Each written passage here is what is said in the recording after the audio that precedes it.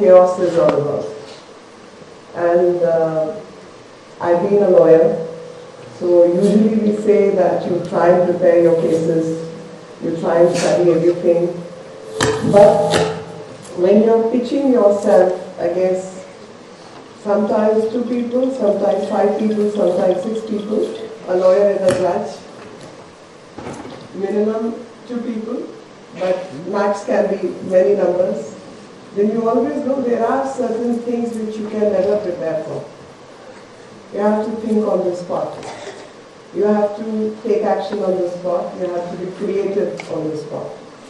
So chaos, according to me, is basically anything which is unorganized, disorganized, something which is not in order, disorderly is chaos. And what is concerted? Concerted is exactly the opposite, because you have to put focus and effort to create that, to create anything. So concerted effort, concerted chaos. So concerted chaos would mean an organized disorganization.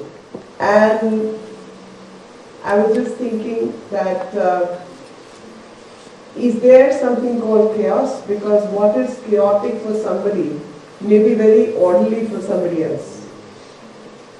And small example is that I come from Delhi, and if anyone who's been to a city like Delhi or Mumbai, and you take the morning metro or a train and ask a foreigner with a population of say 5 lakh, 10 lakh population worth of country, or 1 crore even people live in that country, ask them to stand at that metro station.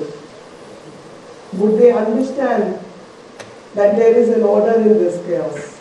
Or they will perceive it as completely chaotic, because they are not used to these numbers. I mean, 1.3 billion people on this planet, on this earth, which is called India, not just the whole planet, but India. And other countries which have 25 lakh people, 5 lakh people, 50 lakh people, 1 crore people, 2 crore people, 5 crore people will obviously find this entire country very chaotic. But according to me, it is about human mind's perception. There is nothing called orderly or disorderly. It's your own perception. It's the perception of the mind.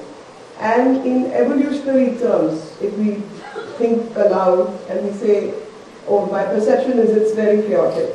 So immediate reaction of human body is get into action. When it is perceived to be chaotic, there are 2 actions which are possible. Fight or flight, as we call it.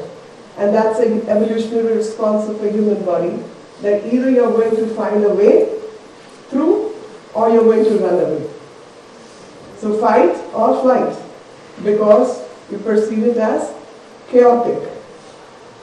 So it is the externalities, or it is the extra things which are happening, which make you think or act in a certain way, and it is that action which will determine whether a particular situation is chaotic or unchaotic. I mean, think of Kumbh. Is Kumbh chaotic? For many, yes. But for many, no. It is very organized. Year after year, for centuries after centuries, the same date, same time, people from across the world and across the country get there, who don't even have calendars with them. But they know this is the time, this is Mahakumbh, this is the day, this is the place where we all have to connect. So there is a whole lot of organization, what is perceived to be chaotic and what is perceived to be unorganized, disorganized. And when it comes to, say, human beings, so human beings will work on a certain subject or a thing based on their perception. So whether it is chaotic, unchaotic will be determined by that particular person's perception. And that perception will be based on many things. That perception will be based on things like, I'm used to a certain food, I'm used to living a certain way, a lifestyle, food, a mode of transport, a schedule.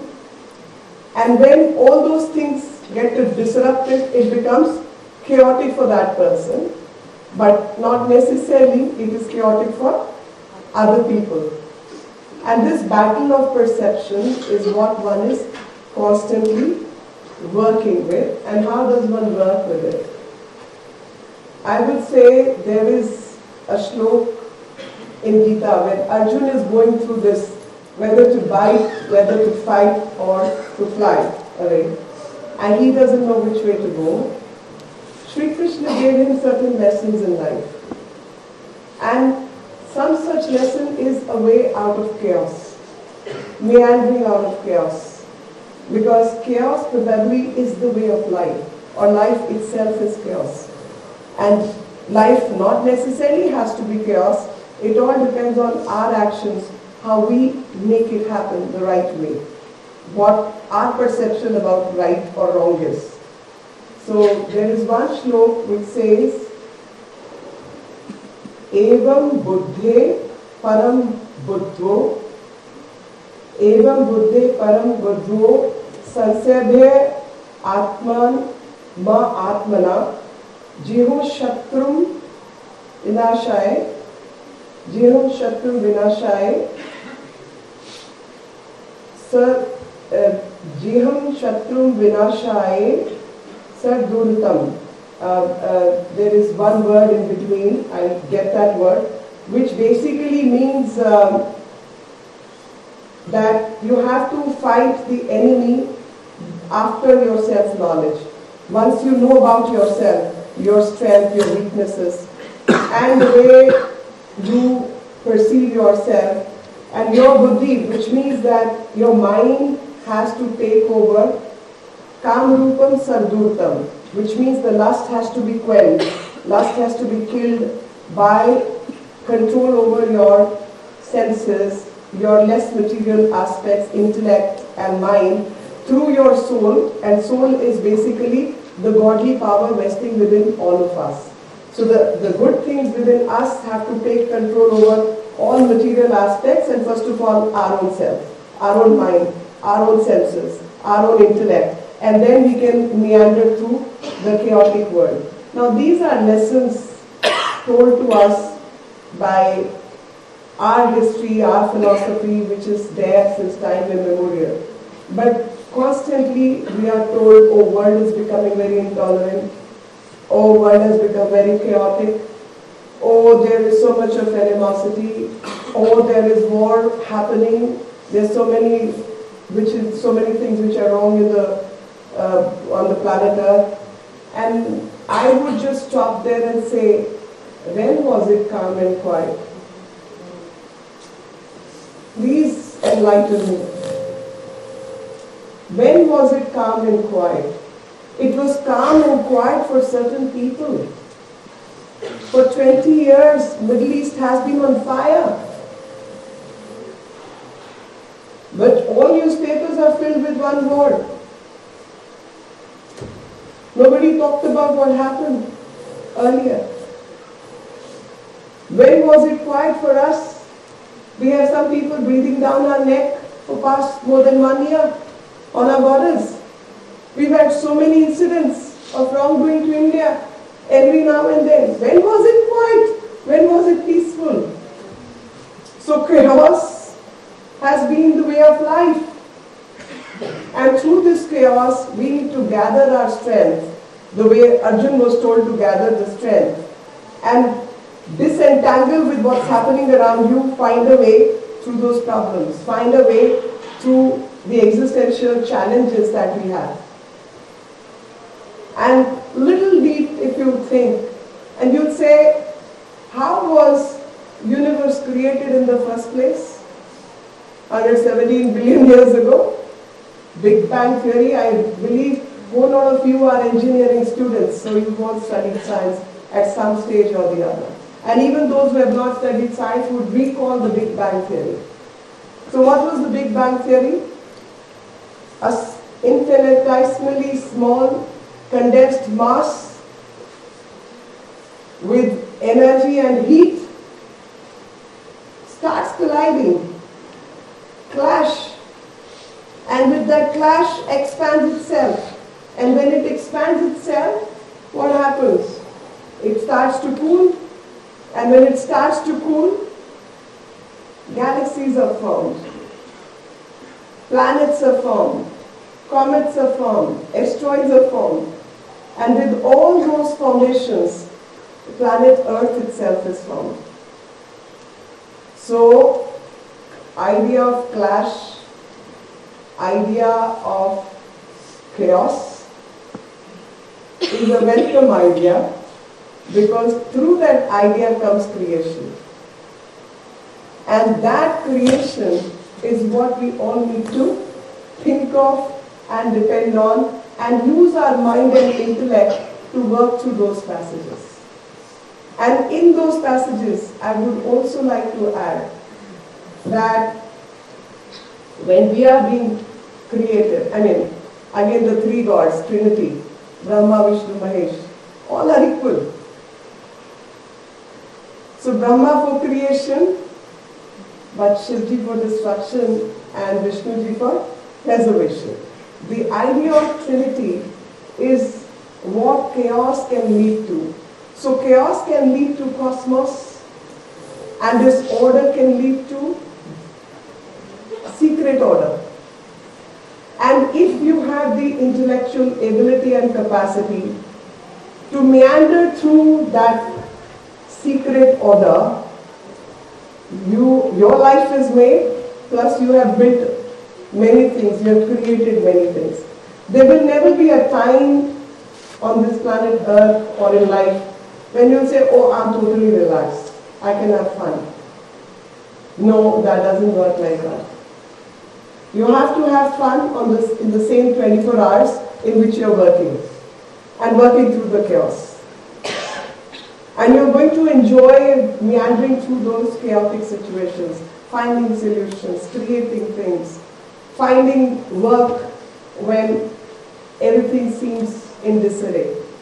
And I again go back to Bhagavad Gita. Bhagavad Gita says you have to look at chaos as an opportunity, as a moment of opportunity. And I would stop here. I would say what happened in India when COVID happened. When pandemic happened, was it or was it not chaotic?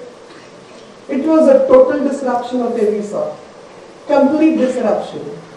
But look at the effort of the Indian people and the Indian government. We found ways, we found solutions. So through that chaos, the biggest solution was Covaxin.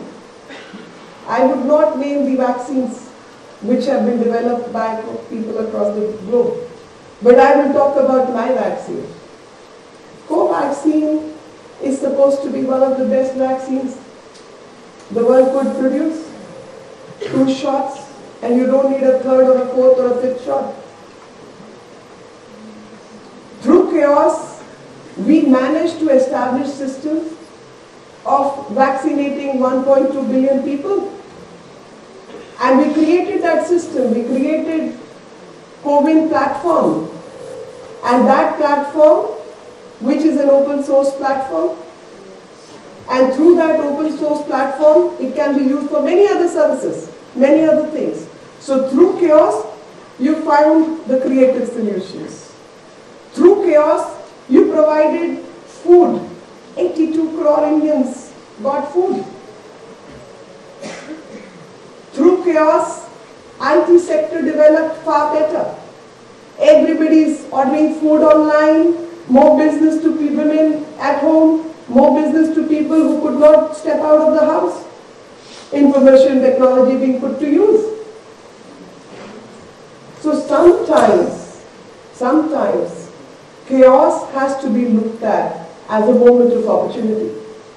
Creates a time find solutions, see through it, and again, going back to the old learning, and that learning being remain bit detached with whatever is happening around you.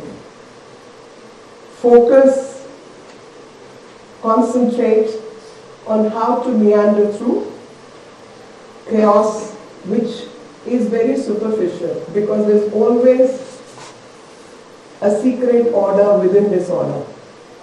And when I was thinking about this subject and coming back, and I saw the light entering the car through the glass of the car, and you could see the dust particles moving. And I was remembering my lessons in school, Brahman motion. So yeah, this was Brahman motion, right? So everything is vibrating. Every cell in the body, every element through atoms and molecules. And we go back to the same theory of creation itself. So creation itself is chaotic. So instead of looking at chaos as chaos, which can disrupt life, let's start looking at chaos as an opportunity to be creative, to find solutions, to work on things. And COVID-19 was one method, which is the biggest disruption which the world has seen, and India found the solutions.